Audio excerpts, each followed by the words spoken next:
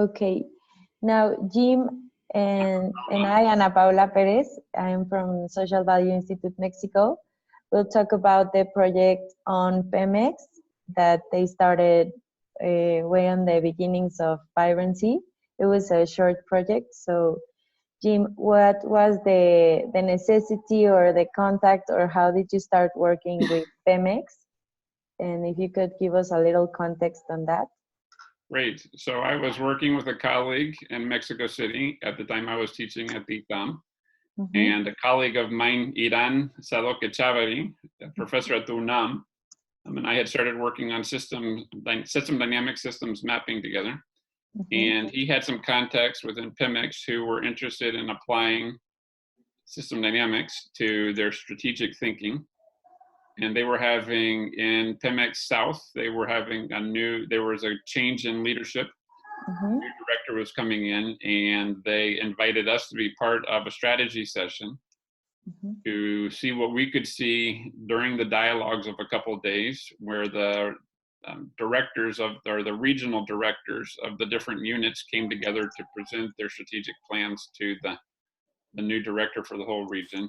And so that's what we did. We went for a couple of days to the southern part of Mexico to this meeting, a strategy meeting, and then we used the systems mapping using system dynamics to map what we were hearing and give input to what we thought was also possible or could be seen. So then we shared that as well at that meeting. Okay, and in these 2 days that you were listening to the strategies, what information did you, or what was an example of a dynamic that was happening, or what was the challenge of this region? So this is 1995 in Mexico, which was a difficult time in Mexico. It's the summer in 95, so this is right before, it was a difficult time, but it seemed to be a really good time, actually, because this is right before Salinas de Gortari leaves, and before we had the devaluation. But Pemex, what I was able to see was based on three things. One was what they were sharing in their presentations during the meeting. But I also am a petroleum engineer. So I had worked for some of the large oil companies in my previous part of my career as a petroleum engineer. So I knew something about the industry. And I had done my master's thesis on running an oil company overseas. And right before I moved to Mexico, I was on track to be leading an overseas office. So I thought about it a lot. And that was another piece of input, was knowing the industry well, listening to what they were proposing, and then how I could see through that with my colleague Iran, so through the systemic lens. The challenge that they were facing was what would be an exciting strategy. And they came up with all kinds of great ideas of investing massively in new technologies, going into the deeper waters, so in exploration and production and pipeline, that they could do all these massive innovations. But I happened to know something about those. I said, okay, those are very expensive. And through some inquiry, said, I'm not aware that Pemex is invested at all in these areas. And the kinds of investments that people are making in these areas to be at the forefront, like Pemex, these leaders were saying they wanted to do, was far, far, far more money than Pemex has. So what I found out also was that because of a couple of key factors, which I can share, Pemex had invested very, very little in research, in basic research. So they weren't able to play at that level. So what I basically was able to show through the systems mapping was the kind of investment that you're talking about requires a way of understanding the world that you haven't invested in at least 20 or 30 years. Okay. And the kind of people that do that kind of work, even if you had all the money in the world, which you don't, and I'll explain that in a second.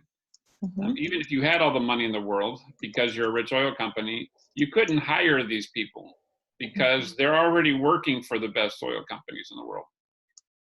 And the best oil companies in the world aren't going to let them all go away to come work for you. So they're going to get them back, and they're going to work very hard to keep them.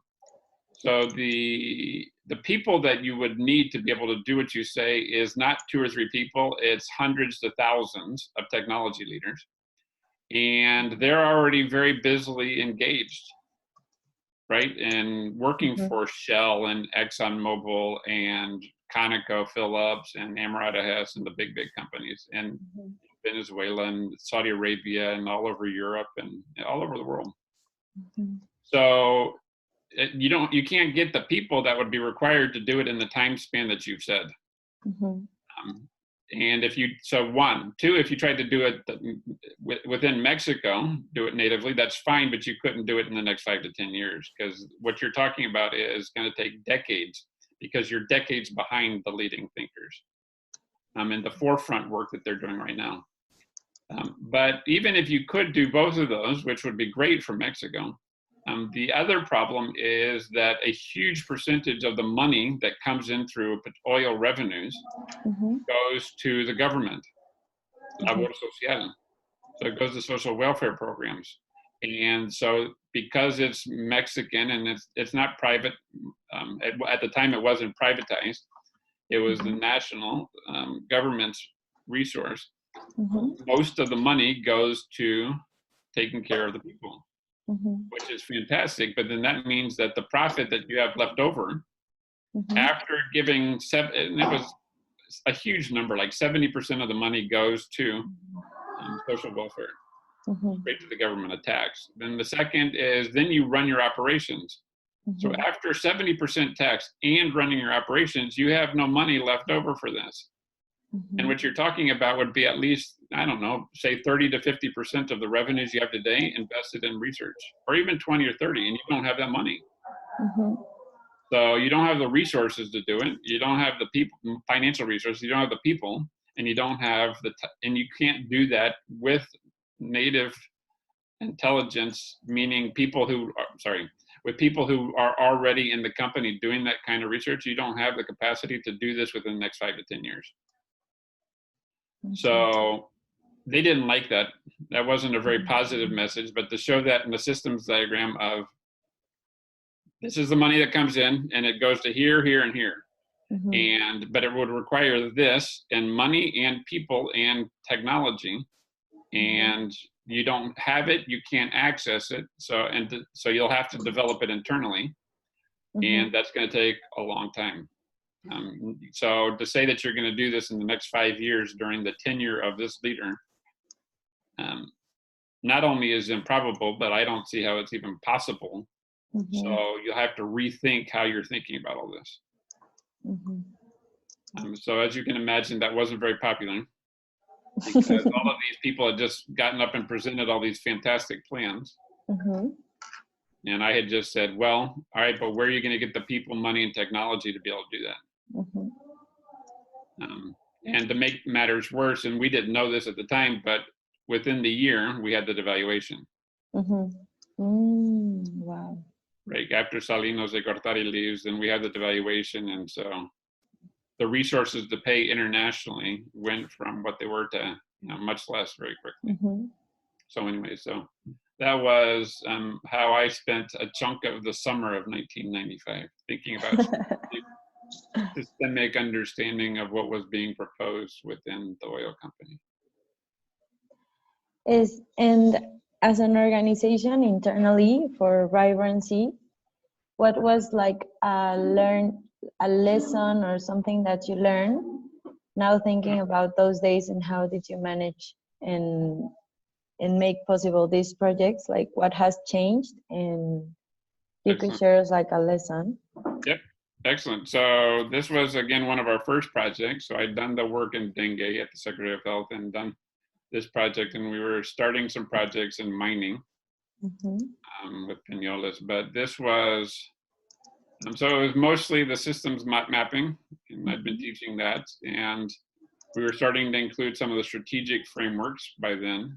So we were years from having strategic clarity and years from having the Managing from Clarity book. That was not for another 6 years. So one was what we were starting to see and how to use the systems thinking and systems mapping for strategy. The other was the kinds of projects that we agreed to and how we agreed to enter. And at the time, we were just excited to get to go do some systems mapping of something real. Again, I was a professor of business at the ITAM, and it was kind of fun to get to go see something real for my class and for my classes.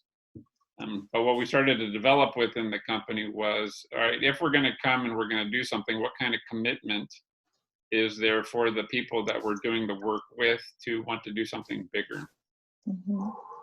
Are we okay with just showing up and providing some interesting insights from a systemic, strategic way as the academic in the room, or are we more interested in actually having an impact? And this started us on the path towards what is it that we need from the people that we're doing the work with, so that they will also co-invest with us in this work.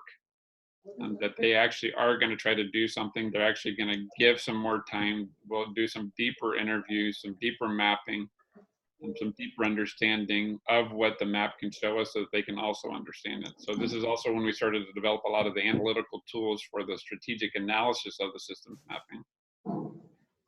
But I think the biggest, to your point, is to say, okay, to come in and show people that we are smart and we can figure out something that and tell them that they're all wrong is not very satisfying, because it doesn't move towards anything. It just stops stuff. And maybe if it stops too strongly in our presentation, they just ignore it. And so how do we start to build into the process that others are going to start taking up and understanding what we're doing and working with it, and not just the presentation? And that had been very much I think that was more of how most people saw, at least at that time in Mexico, the intervention of an academic was, come show us something interesting. And we said, okay, but we're more interested in actually having an impact.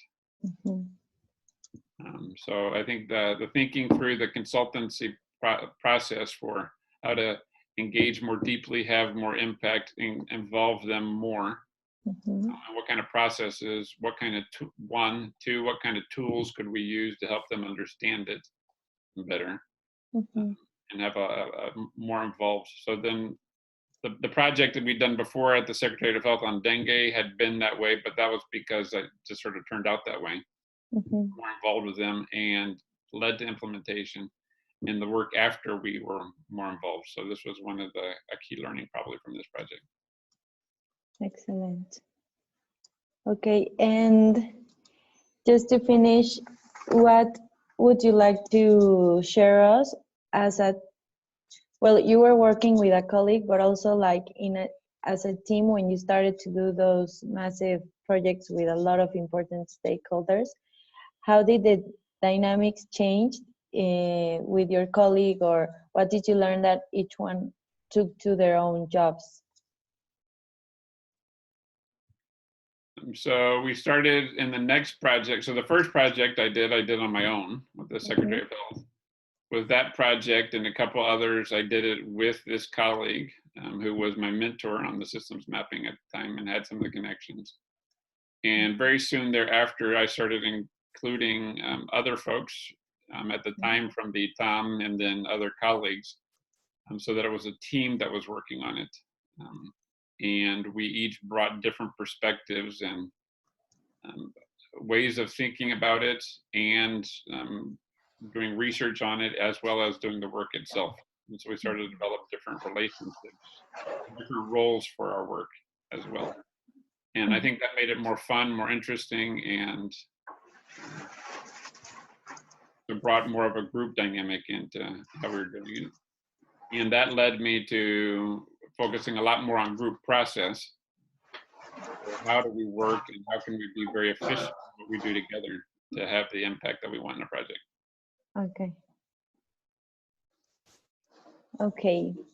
So I think that would be it on Pemex. Thank you very much, Jim. You're welcome. Thank you.